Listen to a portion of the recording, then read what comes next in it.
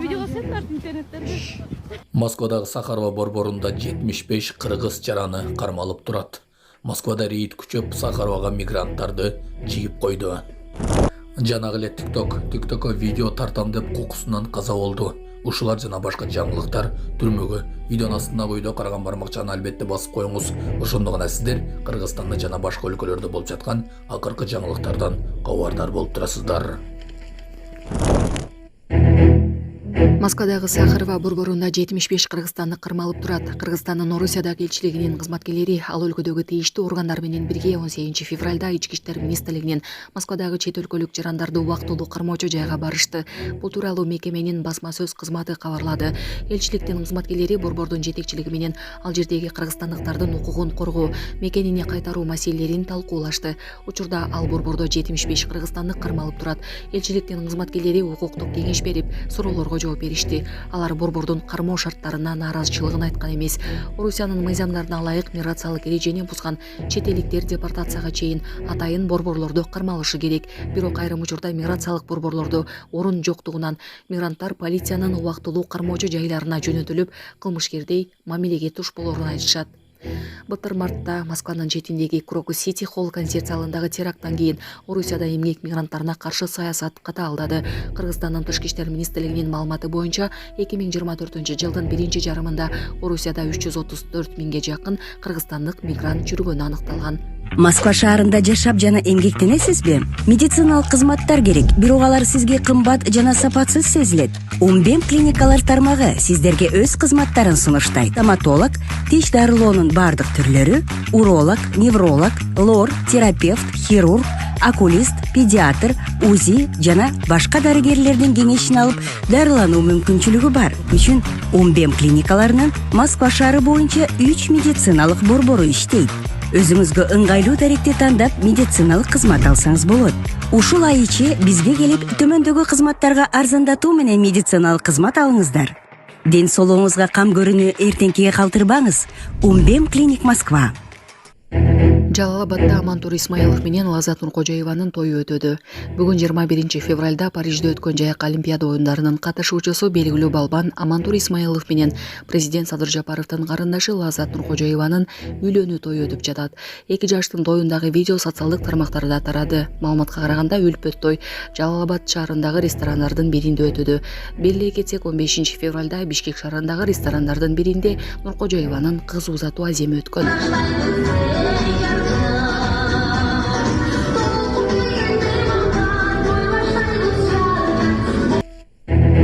Новосибирск. Кыргыз мигрантка болушкан орусиялык депутатка чара көрүлдү.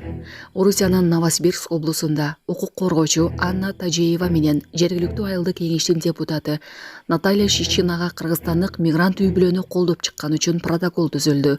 Бул тууралуу Медиа Зона басылмасы жазды. Басылма аларга жагымсыз уюмга катыштыгы бар деген айып тагылганын прокуратуранын токтомуна шилтеме кылып жазды.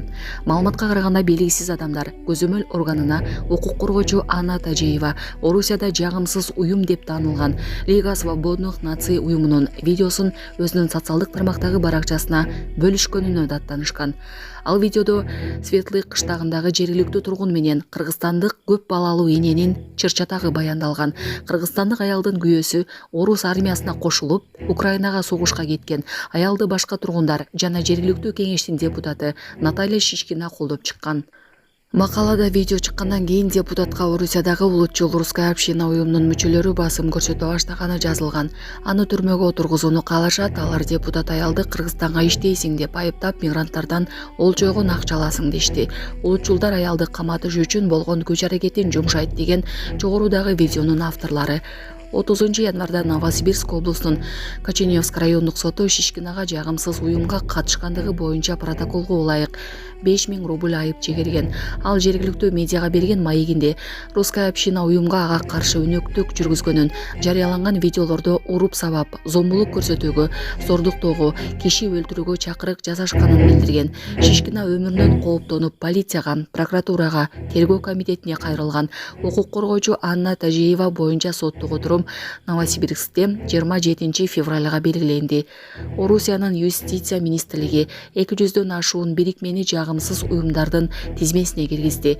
Кара тизмеге түшкөн уюмдар менен байланышкан же анын ишине аралашкан делген жарандарга 15 000 рубльга чейин айып пул салынат.